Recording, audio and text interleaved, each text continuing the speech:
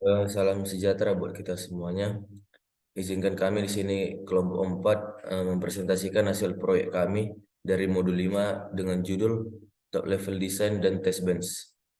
Di sini izinkan kami untuk memperkenalkan diri kami masing-masing, yaitu saya sendiri, Horas Krismarto Silaban dengan NIM 14S20015.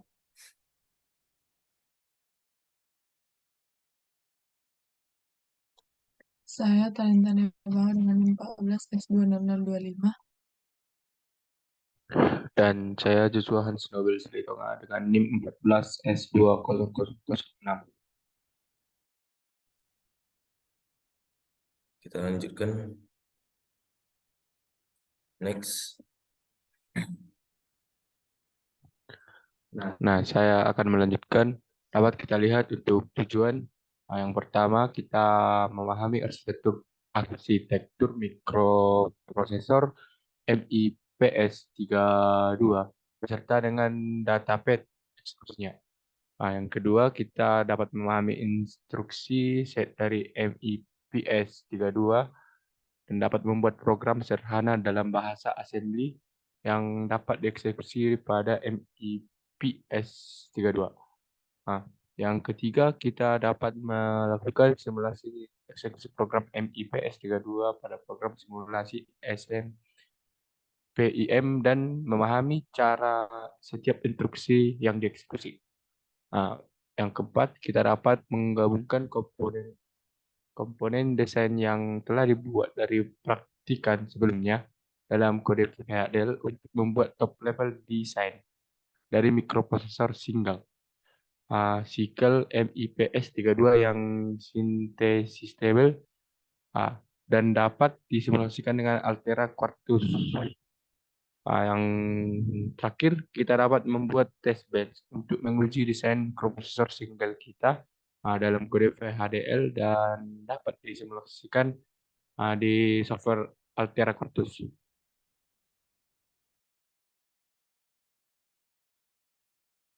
Baik, selanjutnya itu landasan teori. Yang pertama ada dua bagian, yaitu datapad dan kontrol serta menggunakan test bench untuk simulasi. Jadi yang pertama itu datapad dan kontrol.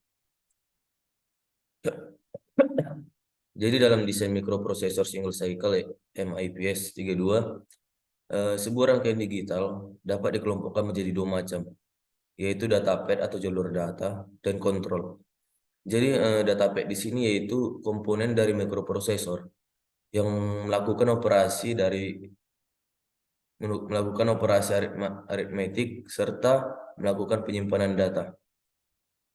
Dalam datapad pula kelima tahap pemrosesan instruksi meliputi instruction fetch, instruction decode, execute, memory access, dan write back dilaksanakan. Jadi sedangkan kontrol di sini memiliki arti bahwa komponen dari mikroprosesor yang mengatur datapad berdasarkan instruksi yang sedang dieksekusi. Jadi bagian kontrol telah direpresentasikan oleh kontrol unit yang telah kita desain pada praktikum sebelumnya itu. Jadi untuk bagian datapad kita perlu menggabungkan komponen-komponen yang telah kita buat meliputi multiplexer, ALU, register, data memory, instruction memory, dan sebagainya untuk membentuk sebuah jalur yang dapat dilewati oleh data. Jadi dengan demikian, kontrol dan datapad tidak dapat dipisahkan dalam desain sebuah mikroprosesor. Datapad dan kontrol akan membentuk sebuah desain mikroprosesor single cycle MIPS 32 yang disebut sebuah top level design atau desain paling atas. Top level design pada umumnya hanya berisi port mapping dari satu komponen ke komponen lainnya. Kemudian yang kedua yaitu menggunakan test bench untuk simulasi. Dalam dalam melakukan simulasi sebuah rangkaian digital, biasanya kita memberi sinyal input secara manual melalui sebuah waveform editor. Jadi cara ini bisa dibilang sederhana, namun tidak efektif apabila kita melakukan simulasi secara berulang-ulang. Cara lain untuk melakukan simulasi suatu rangkaian digital tanpa memberikan input satu persatu menggunakan waveform adalah menggunakan test bench. Jadi test bench ini pada dasarnya terdiri atas kode VHDL atau Verilog HDL, tergantung pada implementasi. Tes band sendiri dapat berisi sebuah desain yang menyimpan nilai-nilai sinyal input yang harus diberikan kepada desain yang sedang diuji, atau desain under test. Kemudian tes bench ini akan mengeluarkan masing-masing input yang harus diberikan kepada desain yang sedang diuji berdasarkan suatu trigger. Itu sepertinya clock, misalnya seperti clock. Next.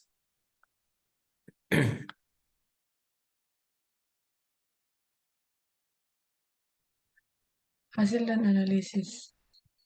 Di sini kami menggabungkan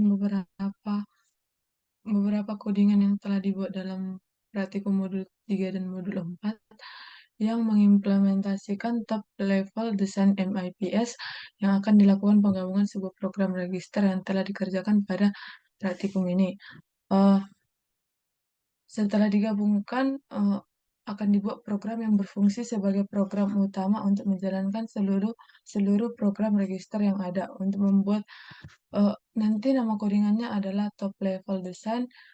Kami membuat nama codingannya top level design yang dimana desain komponen-komponen yang dibutuhkan dideklarasikan terlebih dahulu. Hal ini perlu dilakukan untuk menghubungkan atau menggabungkan antara desain yang satu dengan desain yang lainnya. Penggabungan ini dilakukan seperti tugas-tugas yang telah dilaksanakan sebelumnya.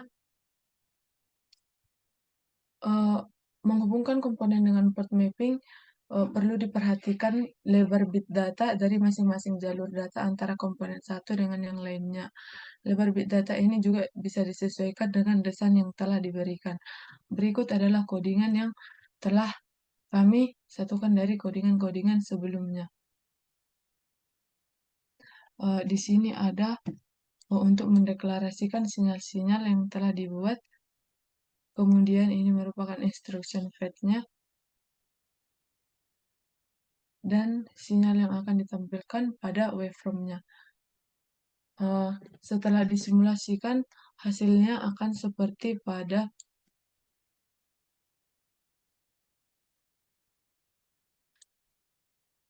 gambar ini, yang dimana yang pertama ini merupakan setelah dikompil ini merupakan run function simulation dengan klik diberi dengan clock yang diberi 100 nanosecond, maka mendapatkan hasil yang seperti ini. Dari gambar ini kita lihat bahwa seluruh nilai dari instruksi telah dilakukan update pada saat rising clock, sedang berlangsung dengan kode instruksi memori yang sudah dibuat sebelumnya. Instruksi NOP akan mengakibatkan instruksi dan sinyal yang didapatkan akan bernilai 0. Kemudian dapat juga kita lihat pada register dan memori, walaupun sudah dilakukan update, namun tetap tidak menunjukkan adanya perubahan nilai RD1 out dan RD2 out-nya berdasarkan hasil yang didapatkan adalah 0. Kemudian dapat juga kita lihat bahwa pada output seek write out-nya sama dengan 1, dapat dikatakan kalau telah dilakukan proses write back dengan nilai yang telah ditunjukkan tersebut. Gambar yang kedua yang di bawah ini yaitu run function simulation dengan clock yang diberi 50 nanosecond. Menghasilkan seperti pada gambar. Dari gambar tersebut dapat kita lihat bahwa instruction yang diperoleh menjadi 0x0004828820. Itu menunjukkan bahwa register yang diperankan sebagai register write back merupakan register yang sama dengan 9 pada sinyal kontrol yang lain akan bernilai 0 oleh karena tidak adanya branch akses memori dan jam yang terjadi. Yang berikutnya adalah pengujian menggunakan testbed. Di sini pengujian menggunakan testbed mendapatkan instruksi-instruksi seperti ini. Dari data yang diperoleh di atas dapat kita ketahui bahwa hasil simulasi pada percobaan sesuai dengan cara kerja mikroprosesor single cycle MIPS 32 sehingga top level yang didesain sudah benar, akan tetapi pada simulasi timing terdapat jeda pada bagian tertentu. Kami juga telah membuat beberapa analisis di laporan dan bisa dibaca di laporan kami nantinya. Next. Baik, berdasarkan dari hasil percobaan kami didapatkan kesimpulan bahwasanya database terdiri dari beberapa blok fungsional, antara lainnya itu ya instruction register, counter program, memory address register atau MIR, dan memory data register atau MDR. Tahap database pada mikroprosesor MIPS 32 yaitu fetch, decode, memory, execution, dan write back. Jadi single cycle MIPS diciptakan dengan menggabungkan beberapa komponen seperti ALU, MUX, register file, instruction memory, data memory, dan komponen lainnya ke dalam sebuah top level design.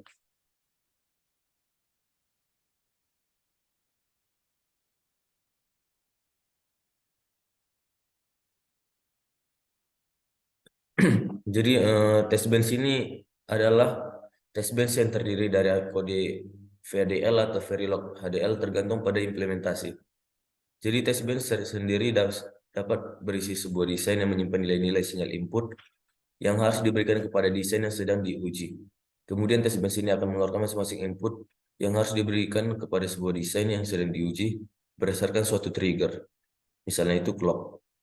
Single cycle MMPS dapat dibuat dengan cara menggabungkan komponen-komponen seperti ALU, multiplexer, register file, instruction memory, data memory, dan komponen lainnya ke dalam suatu top level design. Deklarasi komponen, definisi sinyal penghubungan antar komponen, serta port mapping yang sesuai, maka akan dapat menghasilkan suatu single MIPS yang utuh.